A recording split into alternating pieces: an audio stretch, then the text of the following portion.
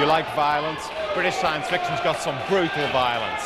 It has violence as mindless fun, violence as an art, violence as a tool with which to smash the state. British science fiction creators have been appalled by our yob mentality, but they've also glorified in it. So come on, all you space hooligans, and have a go if you think you're hard enough.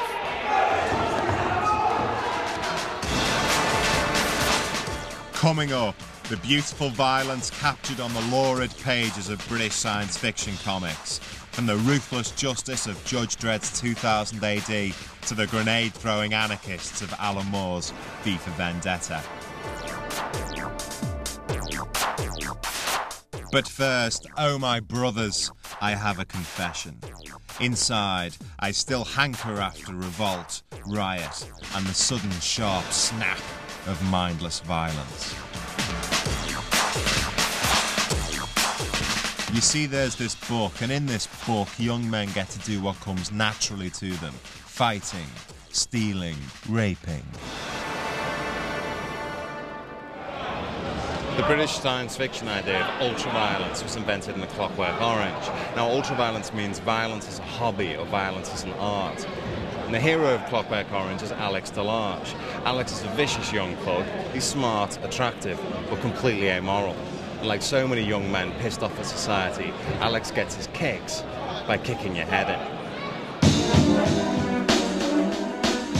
He's Alex Delarge, as in enlarging it, as in taking up more space. Alex Delarge, larger than life, cock of the concrete walkway, dandy with a knuckle duster.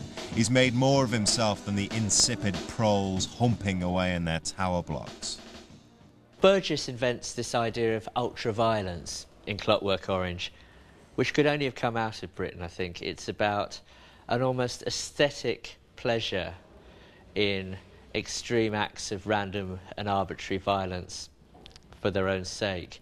So ultra-violence is not only violent, it's pointless and revels in its pointlessness and is so nasty that it almost becomes art.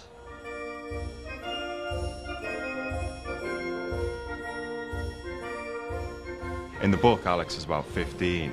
He likes going out with his mates, Din, Pete and Georgie. They hang out on the estate, they get wasted, they maybe do a bit of joyriding.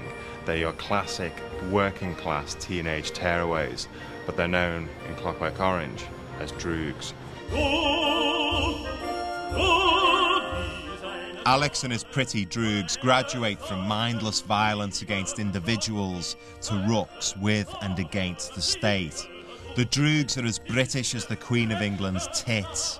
Alex Delarge was there at every beating ever administered by a teddy boy, a punk or a Chelsea headhunter. Look into the eye of a football hooligan or a poll tax rioter and you will see the glint of Alex Delarge.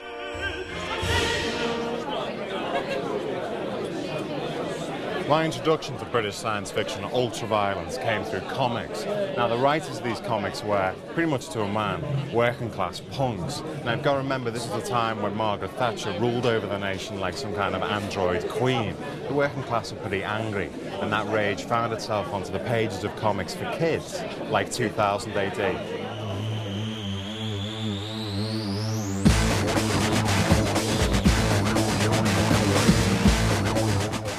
2000 AD comes out every week. It's a collection of violent and witty science fiction comic strips. The first issue hit the streets in 1978 and it's been going at it hard ever since. And the kids love it. 2000 AD was great because it had a lot of humour in it and a lot of invention, and it did what British science fiction does best, which was imaginative, slightly ironic, taking the piss, but at the same time actually exploring some interesting areas.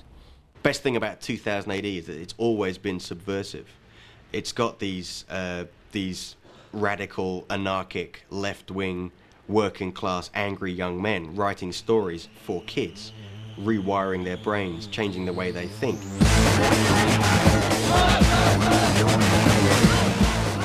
2000 AD spat out working-class rage, a gob in the face of the establishment, and it was hawked up by one angry young punk, founding editor Pat Mills.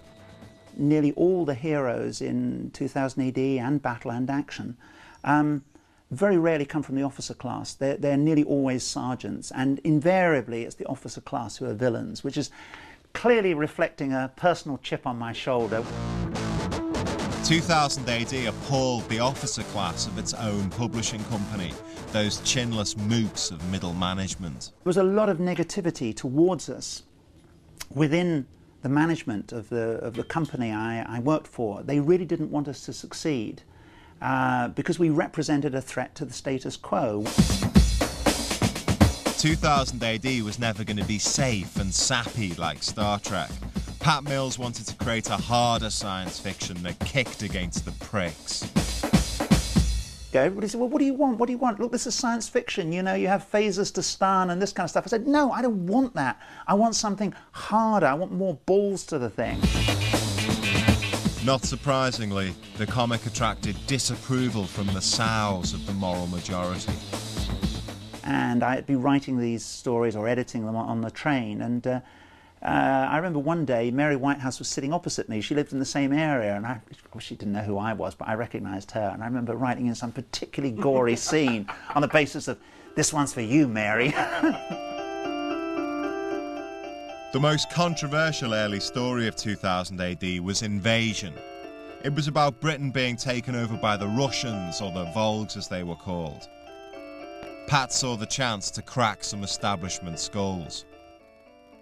Look, he said, if you do the opening episode, you can have Angela Rippon announcing this on the news. You can have Margaret Thatcher shot on the steps of St Paul's Cathedral by a Russian commissar. I said, stop there, John. I'm your man. I had to do it. I had to do it.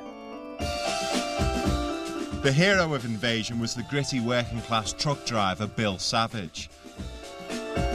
I have fond memories of Bill. He had that same sheepskin coat-wearing, sawn-off shotgun-waving panache of John Thor in The Sweeney.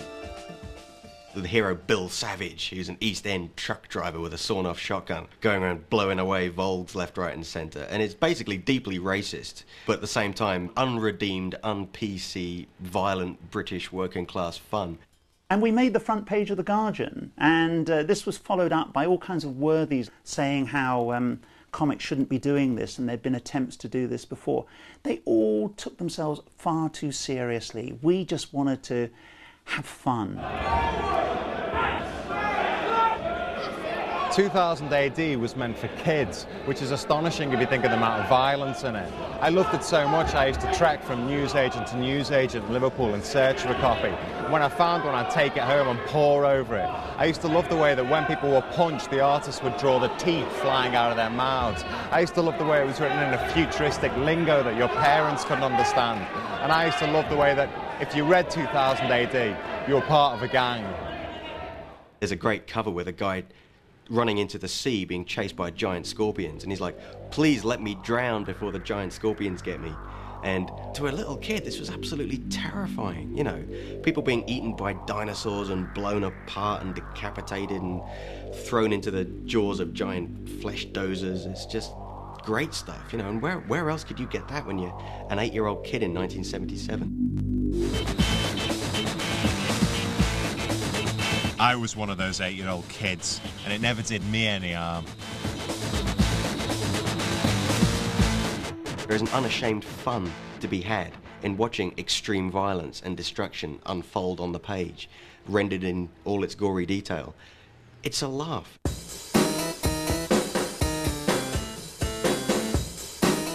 One of the latest stories is about Bad Mother, a psychopathic version of Big Brother with famous contestants who are thinly disguised versions of today's B-list celebrities. Chris Evans gets disemboweled, and Melinda Messenger eaten by worms, and Jamie Oliver is fed to wild mutant dogs. So that's obviously highly entertaining and thoroughly deserved.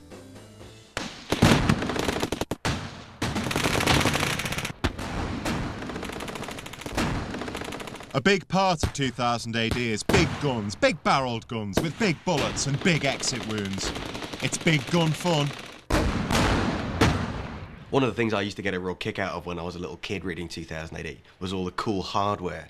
One of the main things to enjoy about the stories was they had these incredibly cool guns, and they do these little cutaway drawings of how they all work. I just love one of those, take it to school. And there's a friend used to have a picture of Durham Red, the vampire character from Strontium Dog, was it? When she's sort of sitting there with her huge tits and this enormous gun across her lap.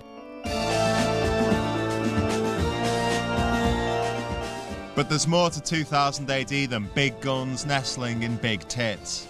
Its real subversion is its sneaky satire, as in the anti-human adventures of Nemesis the Warlock. With Nemesis the Warlock, you have a story where the humans are the villains and the aliens are the heroes. And so you have these alien planets, and the humans arrive, and they're the monsters, you know, they're the bugs from Starship Troopers. And these poor aliens are running in terror. Now, if you think of our colonial past, that doesn't seem unreasonable. The story is all about racism. Nemesis is an alien freedom fighter, and man is his enemy. The humans are the Ku Klux Klan, ethnically cleansing the universe of the impurity of the aliens.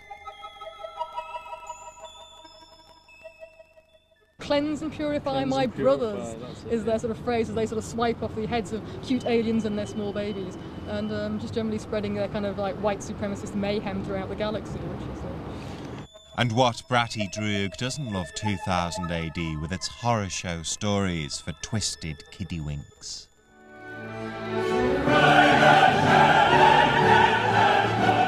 So the British citizen is polite, is he?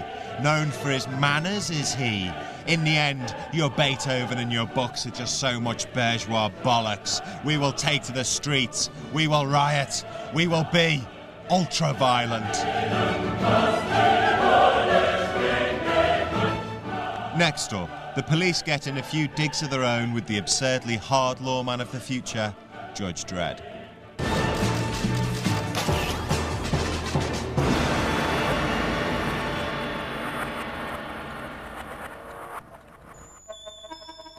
Welcome back, oh my brothers, to further ultra-violence, served up for your delectation.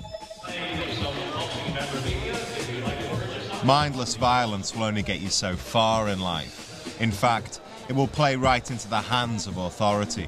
If you misbehave, it gives the referees and the judges and the police a good excuse to slap you down hard. And in SF UK, the authority figure who delivers the hardest slap is the most famous character in British comics. There's a lot of violence in 2000 AD, and the man who inflicts most of it is Judge Dredd. Now, Dredd is a policeman of the future, ruthlessly enforcing the law in an insane megacity.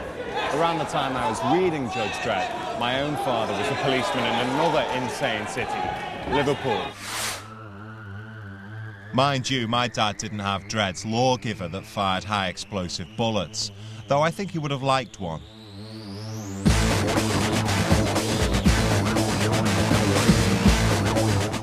Judge Dredd is the most popular character in 2000 AD. He is a policeman in Megacity 1 and he practices zero tolerance.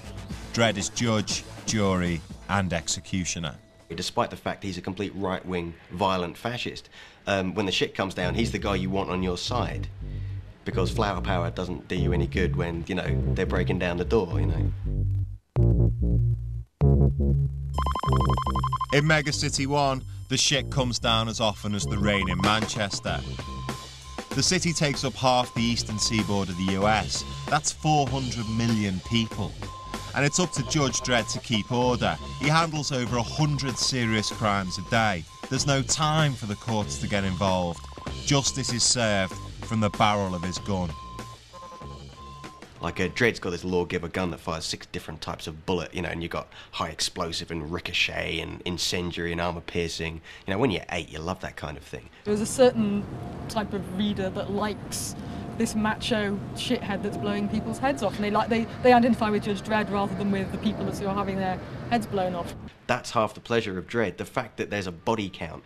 He is a complete bastard. He will shoot you in the back of the kneecaps if you try and run away from him. He's not the clean, square-jawed Dan Dare type heroes of old British comics. He's a complete fucker and he'll blow your brains out if you look at him funny. I was worried that my appreciation of Judge Dredd was somewhat unsophisticated, so I attended a meeting of the Montgolfier Society, who clued me in on the sociological background, one might say the cultural soil that fertilised 2000 AD. These comics, Action first and then 2000, grew in the same cultural soil as punk. There's no doubt about that. You know, you've got the 60s hippie dream is over. In the 70s, you've got all the skinhead and football hooliganism and so on. And we are looking at England here. All that stuff's on the streets. Violence is in the cinema. It's in the newspapers. It's happening on the streets all around. Reality is shitty and it's getting worse. Reality is pretty shitty and it's getting worse.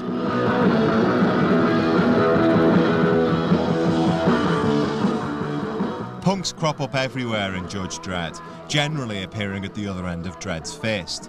Yet the more Dredd inflicted violence on the punks of Mega City 1, the more that the punks at home reading the comics loved him. He is the law. So it seems kind of strange and ironic that in a way he became a big punk icon. But of course he did. A lot of this, I think, is because that in many ways Dredd isn't really a hero. He's not even an anti-hero. A lot of the time he's actually the villain of the story.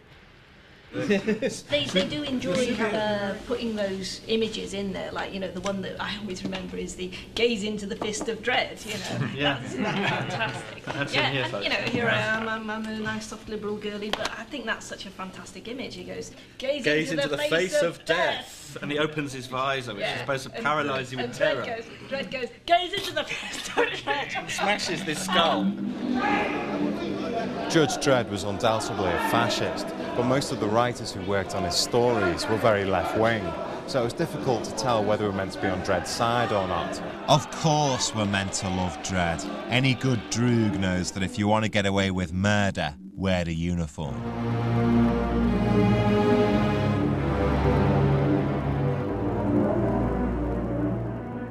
One writer is well clued up on what happens to a man when he puts on a uniform, when he decides to become a superhero.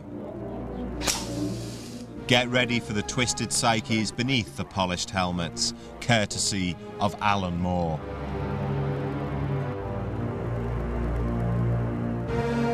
Alan Moore's most famous comic is The Watchmen. It puts superheroes into the real world. We'd originally just intended to do a radically different take on the superhero. You know, let's kind of think what the world might actually be like if there were really superheroes. And that took us into some quite strange territory.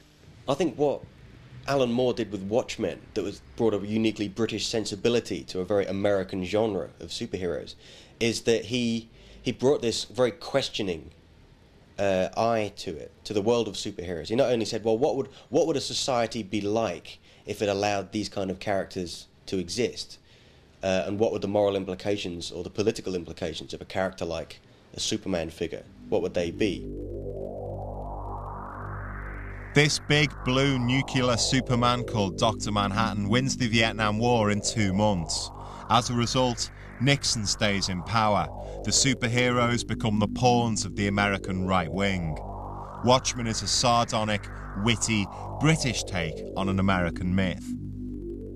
And the character of the Dan Dryberg, the Night Owl character, we see, you know, he's sexually impotent. He can't get it up until he dresses up as the Night Owl and goes out and rescues people from a burning building. And then suddenly, bing, he's back in action, you know. The most squalid of the superheroes is Rorschach, an ugly runt. He eats baked beans straight out of the can and is a vigilante. His superpower is that he is basically insane. Alan Moore shows us the reality of what it's really like to be a masked vigilante. I think that the most popular character in comics was the Wolverine character from the X-Men, who was a self-confessed violent psychopath. And I thought, oh, so, you know, the readers really like violent psychopathic vigilantes. You know, these sort of driven, revenge-obsessed Batman figures, these creatures of the night. And I thought, well, it would be kind of funny to actually show what it would be really like psychologically to be that sort of person. You'd be the next best thing to a serial killer. Nothing would interest you apart from your mission You'd be living in complete squalor, you wouldn't have any friends, you'd probably have a personal hygiene problem, you'd have a horrible personality that would alienate everybody, you'd be just obsessed with revenge and violence and punishing criminals. But an even more antisocial invention of Alan Moore's is V, the hero of V for Vendetta. V is a Guy Fawkes-style anarchist who blows up Parliament. He is a rebel against a fascist British state, inspired, not surprisingly, by Margaret Thatcher's government. When I started writing V for Vendetta, you were starting to get that big summer of riots, and it was out of those tensions that I started to sort of come up with this Orwellian fantasy of V for Vendetta. Alan Moore imagines the day-to-day life of a Nazi Britain. There are surveillance cameras on every street corner, and even TV is filled with racist primetime propaganda. What would British television, good old reliable British television, be like under a Nazi government? And I figured that it would probably be pretty much like ordinary British television, but more Nazi. You know, Benny Hill with a swastika armband.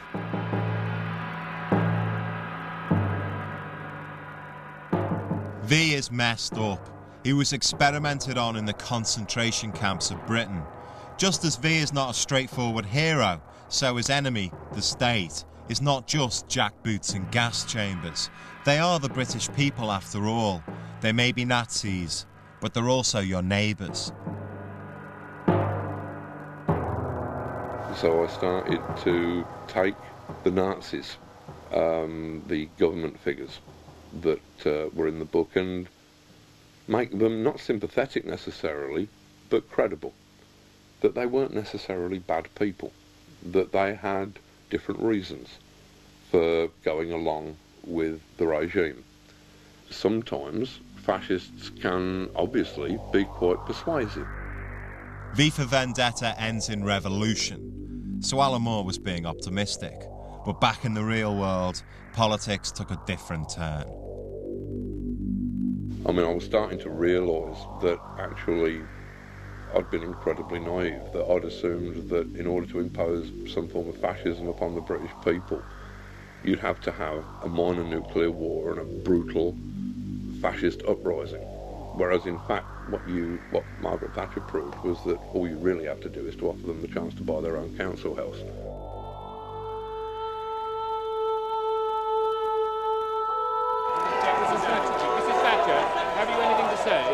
Where there is discord, may we bring harmony.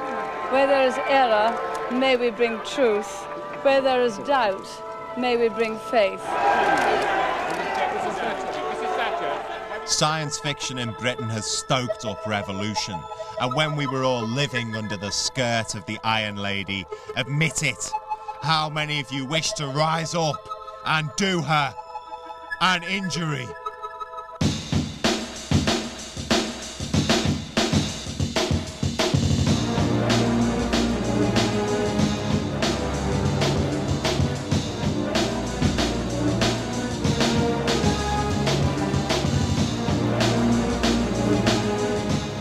Next week on SF UK, British heroics in the face of the alien hordes, from Dan Dare to Blake Seven to C-3PO.